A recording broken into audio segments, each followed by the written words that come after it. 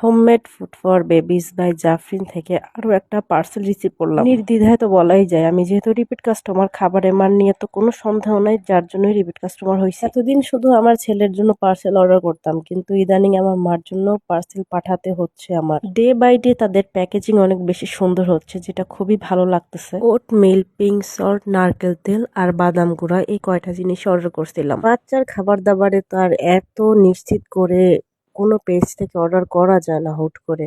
তাই আপুর পেজ থেকে আমি সবসময় অর্ডার করি। মানে আমি 100% মানে নিশ্চিত থাকতে পারি না এই খাবার আমার খারাপ হবে না। ওটস আমার ছেলের খুবই খুবই পছন্দের একটা খাবার। আরো এই ওটস এর সাথে মাখানা অ্যাড করছে, যার জন্য টেস্ট দ্বিগুণ হয়ে গেছে। পিঙ্ক সল্ট একদম অথেন্টিক কিভাবে বুঝবেন? এটা যে পাকিস্তানে হয় আর প্রোডাক্ট যে পাকিস্তান থেকে আনা হয়েছে সেটা গায়ে ডিটেলস দেওয়াই ছিল। এর উপকারিতা বলে শেষ করা যাবে না। ওটস যেমন মজার খাবার তেমনই হেলদি একটা খাবার। গায়ে খুব সুন্দর মতো প্রসেস লেখা ছিল কিভাবে কি রান্না করতে হবে। যেহেতু আমি নিতে নিতে অভ্যস্ত, আমার এগুলো পড়া লাগে নাই, আমি এমনি সব জানি। অনেক অনেক উপায়ে ওটস আপনি বাচ্চাকে দিতে পারেন, রান্না হোক, প্যানকেক। অরিজিনাল কোকোনাট অয়েল একদমই পাওয়া যায় না, সব ভেজাল আর ভেজাল। তো আমি কোল্ড ফ্রেশ কোকোনাট অয়েলটা খুঁজছিলাম, তো অবশেষে পেয়ে গেছি, তাই আর মিস করি নাই। 4 রকম বাদাম মিক্স করে এই মিক্স বাদাম পাউডারটা বানানো, যেটা বিভিন্ন খাবারের সাথে অ্যাড করা যায়। বাচ্চা বড় থাকলে দুধের সাথে সার্ভ করতে পারেন। আমি যেহেতু অনেক রকম খাবার বানাই, তো আমার এটা খুবই কাজে লাগে।